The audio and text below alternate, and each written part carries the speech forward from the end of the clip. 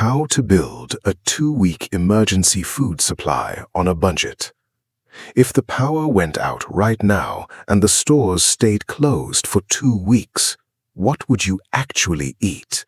Not what you'd like to eat. What's really in your kitchen today that would keep you fed?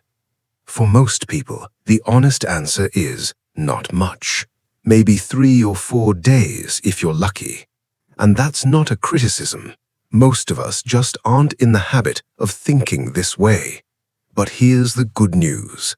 Building a solid 2-week food supply doesn't take a bunker, a huge budget, or some extreme lifestyle change. It takes a plan, a little patience, and about the same money you'd spend on takeout in a month. So today, I want to walk you through exactly how to do this, step by step, dollar by dollar, so that 2 weeks from now, you've got real peace of mind sitting in your pantry. Let's talk about why this matters, quickly, because I know some of you are wondering if this is overkill.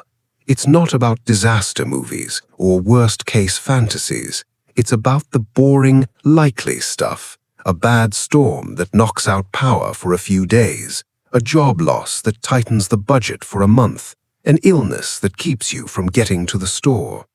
2 weeks of food isn't about surviving the apocalypse. It's about not having to panic or overspend or go without when normal life throws you a curveball.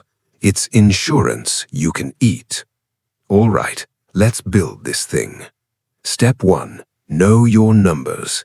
Before you buy anything, figure out how many people you're feeding and roughly how many calories a day you're aiming for. A reasonable target is about 2,000 calories per person per day. For 2 weeks, that's 28,000 calories per person. It sounds like a lot until you realize a jar of peanut butter alone is over 1,500 calories. This isn't about hitting an exact number. It's just a mental anchor so you're not guessing. Step 2. Build around what you already eat. This is the biggest mistake people make.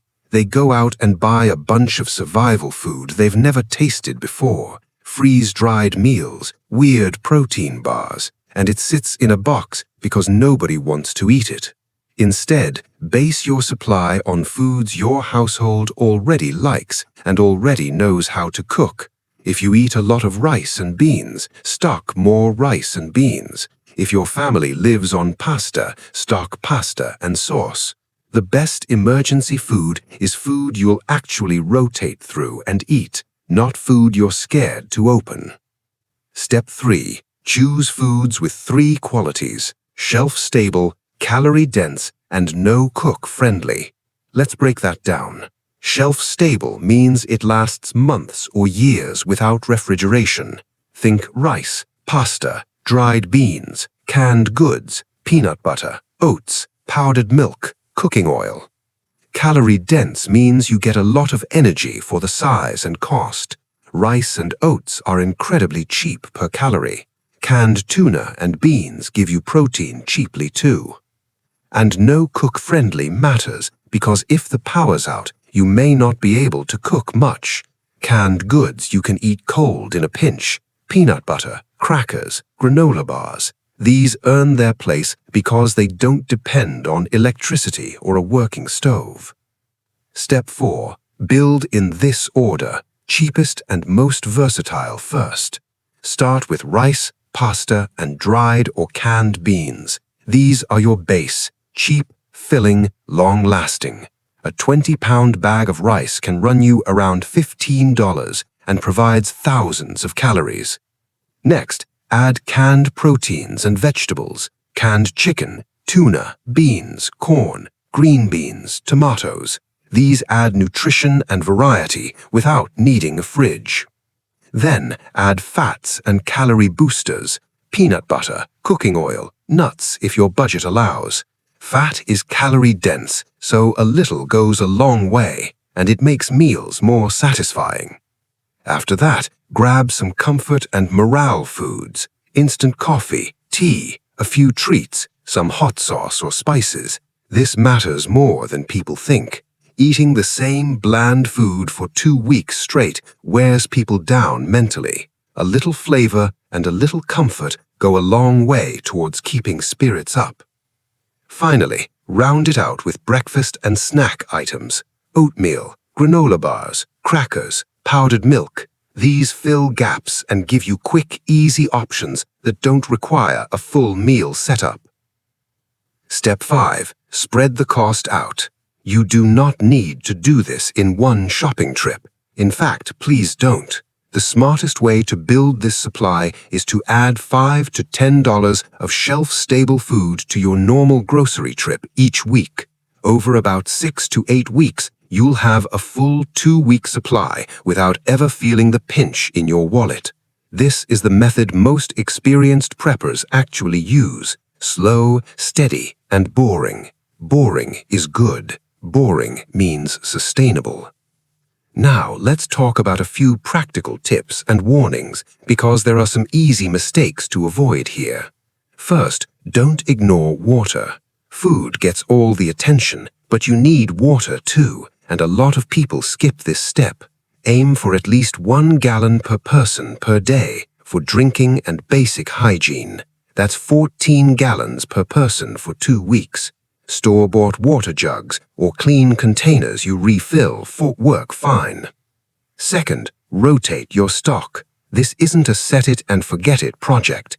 Every few months, check dates and cook a meal using some of your supply, then replace what you use. This keeps everything fresh and makes sure you actually remember how to prepare these meals when it matters. Third, think about how you'll cook without power. A simple camp stove, a few cans of fuel, or even a charcoal grill outside can make a huge difference. It doesn't need to be fancy, it just needs to work. Fourth, don't forget a manual can opener. I know that sounds almost too basic to mention, but it's one of the most common things people forget, and a cabinet full of canned goods is useless without one. And fifth, store it somewhere cool, dry, and out of direct sunlight. A closet shelf, under a bed, or a basement corner all work fine. You don't need a dedicated room. You just need consistent conditions. So, let's bring this together. Building a 2-week emergency food supply isn't about fear. It's about calm, practical preparation. Know roughly how many calories you need. Stick to foods your family already enjoys. Prioritize shelf-stable, calorie-dense, and no-cook-friendly options. Build it in stages, cheapest first, and spread the cost over several weeks so it never strains your budget. Do this, and 2 weeks from now, you'll have something most people don't. A pantry that can carry your family through a rough patch without panic, without overspending, and without depending on anyone else. If this was helpful, consider subscribing. I'm building out a full series on practical, no-nonsense preparedness that fits into a normal life and a normal budget. And if you want to take this further, check out the next video where I break down how to build a simple, low-cost emergency water storage system that pairs perfectly with everything we covered today. Thanks for watching, and I'll see you in the next one.